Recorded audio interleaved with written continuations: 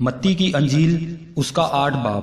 جب وہ اس پہاڑ سے اترا تو بہت سی بھیڑ اس کے پیچھے ہو لی، اور دیکھو ایک کوڑی نے پاس آ کر اسے سجدہ کیا اور کہا، اے خداوند، اگر تو چاہے تو مجھے پاک صاف کر سکتا ہے۔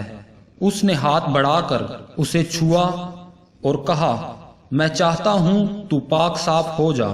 وہ فوراً کوڑ سے پاک صاف ہو گیا۔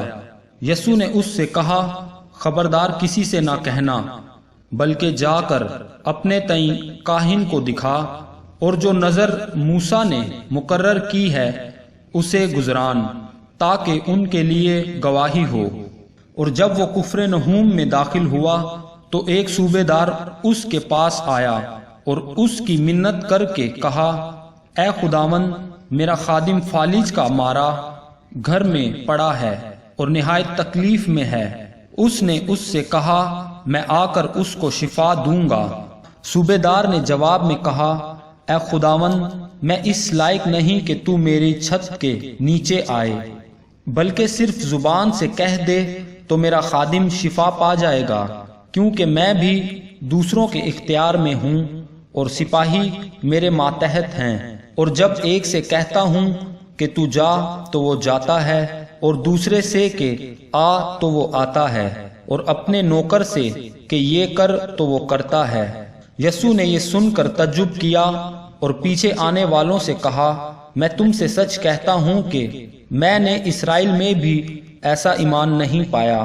اور میں تم سے کہتا ہوں کہ بہتر پورب اور پچھم سے آ کر ابراہیم اور اسحاق اور یعقوب کے ساتھ آسمان کی بادشاہی کی ضیافت میں شریک ہوں گے، مگر بادشاہی کے بیٹے باہر اندھیرے میں ڈالے جائیں گے، وہاں رونا اور دانت پیسنا ہوگا۔ اور یسوع نے صوبے دار سے کہا، جا، جیسا تو نے اعتقاد کیا تیرے لیے ویسا ہی ہو۔ اور اسی گھڑی خادم نے شفا پائی۔ اور یسوع نے پترس کے گھر میں آ کر اس کی ساس کو تپ میں پڑی دیکھا۔ اس نے اس کا ہاتھ چھوا اور تپ اس پر سے اتر گئی، اور وہ اٹھ کھڑی ہوئی اور اس کی خدمت کرنے لگی۔ جب شام ہوئی تو اس کے پاس بہت سے لوگوں کو لائے جن میں بدروحیں تھیں۔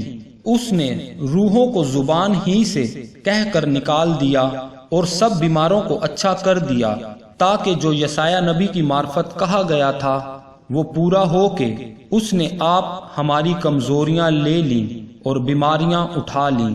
جب یسوع نے اپنے گرد بہت سی بھیڑ دیکھی تو پار چلنے کا حکم دیا، اور ایک فقی نے پاس آ کر اس سے کہا، اے استاد، جہاں کہیں تو جائے گا میں تیرے پیچھے چلوں گا۔ یسوع نے اس سے کہا کہ لومڑیوں کے بٹ ہوتے ہیں اور ہوا کے پرندوں کے گھونسلے، مگر ابن آدم کے لیے سر دھرنے کی بھی جگہ نہیں۔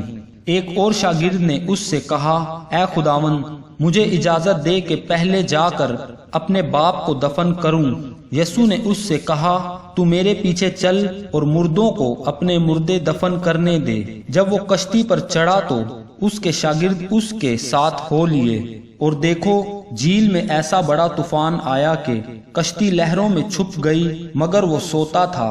انہوں نے پاس آ کر اسے جگایا اور کہا، اے خداوند، ہمیں بچا، ہم ہلاک ہوئے جاتے ہیں۔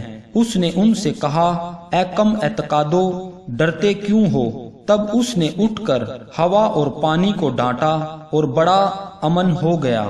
اور لوگ تعجب کر کے کہنے لگے، یہ کس طرح کا آدمی ہے کہ ہوا اور پانی بھی اس کا حکم مانتے ہیں۔ جب وہ اس پار گدرینیوں کے ملک میں پہنچا تو وہ آدمی جن میں بدروحیں تھیں قبروں سے نکل کر اس سے ملے۔ وہ ایسے تند مزاج تھے کہ کوئی اس راستہ سے گزر نہیں سکتا تھا۔ اور دیکھو انہوں نے چلا کر کہا، اے خدا کے بیٹے، ہمیں تجھ سے کیا کام؟ کیا تو اس لیے یہاں آیا ہے کہ وقت سے پہلے ہمیں عذاب میں ڈالے؟ ان سے کچھ دور بہت سے سوروں کا غول چر رہا تھا۔ پس بدروحوں نے اس کی منت کر کے کہا کہ اگر تو ہم کو نکالتا ہے تو ہمیں سوروں کے غول میں بھیج دے۔ اس نے ان سے کہا، جاؤ۔ وہ نکل کر سوروں کے اندر چلی گئیں، اور دیکھو سارا غول کڑاڑے پر سے جھٹ کر جھیل میں جا پڑا اور پانی میں ڈوب مرا۔ اور چرانے والے بھاگے اور شہر میں جا کر سب ماجرا اور ان کا احوال جن میں بدروہیں تھی بیان کیا، اور دیکھو سارا شہر یسوع سے ملنے کو نکلا اور اسے دیکھ کر منت کی کہ ہماری سرحدوں سے باہر چلا جا۔ خداوند کے پاک کلام پڑھے اور سنے جانے پر خداوند کی برکت ہو، خدا کا شکر ہو، آمین۔